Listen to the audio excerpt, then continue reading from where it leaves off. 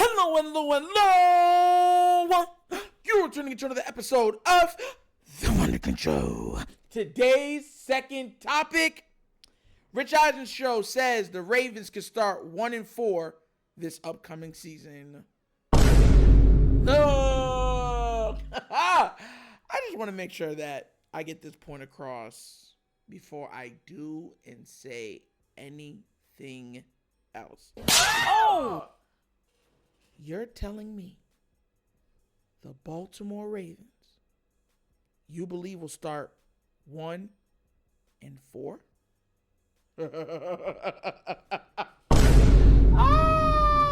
Look, the guy's name is like Chris Brockman, and he went on the Chris Eisen show, the Rich Eisen show, and he was saying this. So what I'm gonna do is I'm gonna play the quick audio of it, and they're gonna break it down, right? Because listen, people saying stuff about the Ravens, this is nothing new.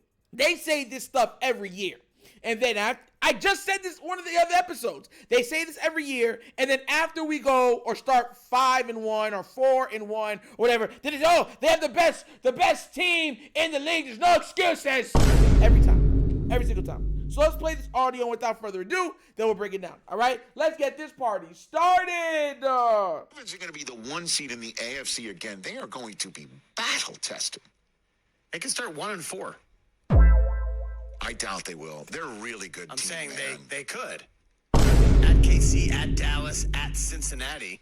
And that game at Dallas, You as a TJ, betting man would not bet on that. I'm telling you, man, that game at Dallas is really all about, like, if the guy in the purple 22 uniform, who I was saying, and you were saying, and everybody else was saying would be perfect in Dallas if they only wanted to spend the requisite amount of money on a free agent of his caliber.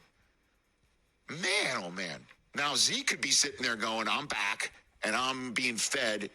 You didn't need Derrick Henry. You got me back. That is going to be a wild week 3 affair. I am fired up. The Ravens schedule this year is going to be must-see TV. Listen, I want to make sure y'all understand this too, because people say this all the time, right? The Ravens' schedule is horrific, to say the least. But they started naming off some things, right? For one, as long as Lamar's healthy, we beat the Bengals, so that's money. That's there right there. Lamar doesn't lose against the NFC. Why are they so adamant on this Dallas game, thinking that we're going to have problems with it? Lamar Jackson, since he's entered the league, has lost 1 game versus the NFC. 1. What? The last time we played the Cowboys, we blew them off the field. Like, bro, and this is the stuff I be talking about, bro. Like, people got to get real with themselves. They got to get real. They got to get in line. Like, this Raven team does not lose a lot. As long as you have a healthy Lamar Jackson, you're winning around 12 games every season. He's that big of a difference maker. And now this year, Mark Andrews is coming back healthy, and they're planning on using Isaiah Likely, how they're supposed to have been using Isaiah Likely. And now we got Zay Flowers. So yeah, and Derrick Henry. So I don't see a lot of these teams being able to keep up with us offensively, to say the least.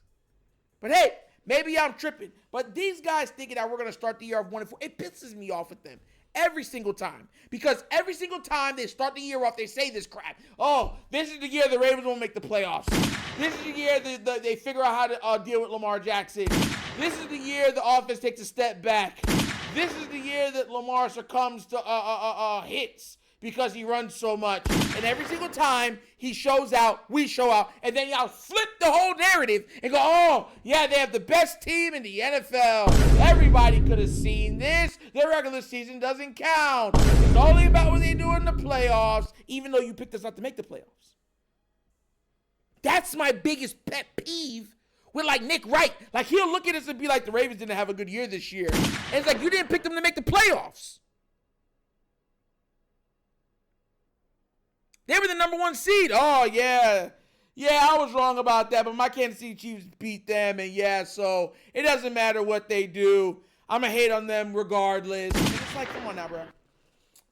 Bro, these dudes, they come out. It's like they're geared. It's like they're wired. It's like they're taught to hate on the Ravens. It makes no sense to me. The Ravens show up and show out every single year. The defense is always top 10. That's a given. And now you have an all-pro, all-worldly quarterback. What do you think is going to happen? Like, bro, oh, gosh, bro. And some of these guys don't even know their names. Like, who are you? Who are you? Who are you? Man. What is it? Who are you? So, wow. Like, yo. Oh, man. I would say way, but I'm putting it into you because that's just, way. Yeah, it doesn't come off the right way. But no, for real, though. At some point, they got to stop with the foolishness. And so many fans do the same thing. Like, I've said this a lot of times. And I said this in the last episode. I do not believe John Harbaugh's a bad coach. We have a good coach. I just don't believe he's a great coach. I believe he's a very good coach, though, right? You have John Harbaugh, who raises the floor of your team, not the ceiling. You have Lamar Jackson, who is the top 2 best player in the entire league, right? You have a top 10 defense every single season, and you have Derrick Henry. You're going to win a lot of games. It's inevitable. You're going to win games. It's going to happen. The only way I can see the Ravens losing games is if Lamar Jackson gets hurt and he can't play. And even then, it's still a way that we can win because you still have Derrick Henry back there. The epitome of a workhorse back. With Patrick Ricard literally pushing through bodies to plow the way to make sure that he has a head of steam to hit whoever's in the secondary who might try to be foolish enough to step up to try to stop him. Like, come on now, bro. The Ravens are going to be just fine. Just fine. And that's why I say sometimes why this off-season stuff, beginning of the year stuff, before the season starts stuff, it just gets annoying. But I told you guys that we should get ready for this. It's not so much that we lost, it's the way we lost. We gave that game away. And because of that, people are going to take pot shots because remember, we're not liked. Baltimore Ravens fans, if you're a real Baltimore Ravens fan, you know Ravens are not liked throughout the league. They haven't been liked throughout the league. We're not the belle of the ball. We're never the prom king and stuff like that. They love to hate us. That's fact. And as long as that's the fact, they're going to keep throwing pot shots. But the thing is, now we finally have a quarterback that can do everything that we wish a quarterback can do, and we still have the defense. So, like I said before, it is what it is. Let them keep hating. I'm all here for it. And I don't care what they're going to say. And for anybody else that wants to say, oh, the Ravens ain't making the playoffs, who's going to make it over us? You're going to pick the Bengals over us? We demolished the Bengals. The only team in the AFC North that we have problems with is the Steelers, and God knows I don't know why. It's like when we face them, receivers forget how to catch, running backs forget how to run, O-line forgets how to block, defense forgets how to play, coaches forget how to coach. It's ridiculous. I've never seen anything like it. Never. But what do you guys think? Do you think it's actually a possibility that the Ravens could actually start the season off 1-4? Or do you think this is foolish and this is just another thing of people hating on the Ravens like they always do? Let me know what you think down in the comment section, all right? But as always, that's the episode of the Wunderkind Show. Thank you for watching. Y'all know how we get down. We have fun and we laugh, but everything we talk about rooted in what? Facts and truth. Please do remember, like, subscribe, hit that notification bell, leave a comment. You know, I love the comments. If you have not done so already, check out the Wunderkind Show's Patreon. Yes, 3 tiers of content goodness waiting for your consumption. Give it a look, give it a try. Let me know what you think. And guys, we're trying to get to 10,000 subscribers. Hit and subscribe. Like the channel. Tell your peoples. Please. Nah, for real though, we're trying to build this the right way.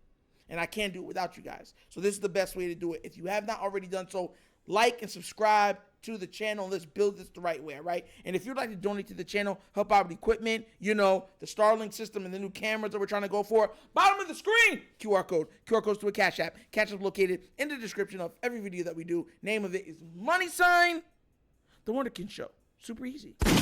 Once again, this is The Wunderkind Show. This is your host, Hunter, signing off. And as always, you know my slogan. Peace. And I am out of here. Huh? Yerp! Finish him, Daddy. Ah!